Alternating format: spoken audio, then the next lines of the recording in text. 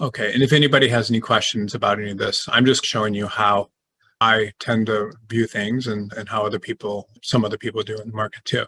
You can see here again, spacing issues, all sorts of, this is more of like a letter.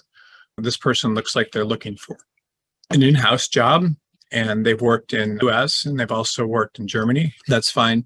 But all this stuff here, current past duties, is probably not necessary. The best resumes, we'll come across some examples shortly, but the best resumes are typically going to be much shorter.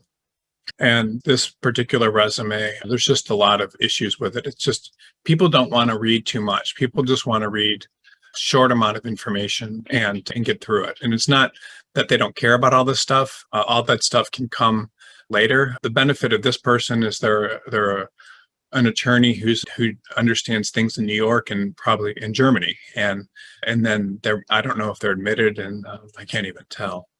Let me see. This person's admitted. They speak 3 languages.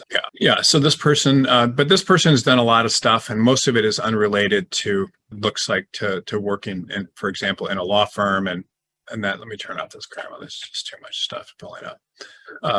A lot of it's unrelated to practicing law. They got an MBA, then they've been out of law school for a long time. But they've done a lot of writing and rewards, and it's just way too much. People want to see a much shorter resume many times, and leave it at that. I'm going to turn off this Grammarly to make this a little bit faster. And then I'm going to make the screen bigger. Let's see, view for this, you guys to see these a little bit more easily.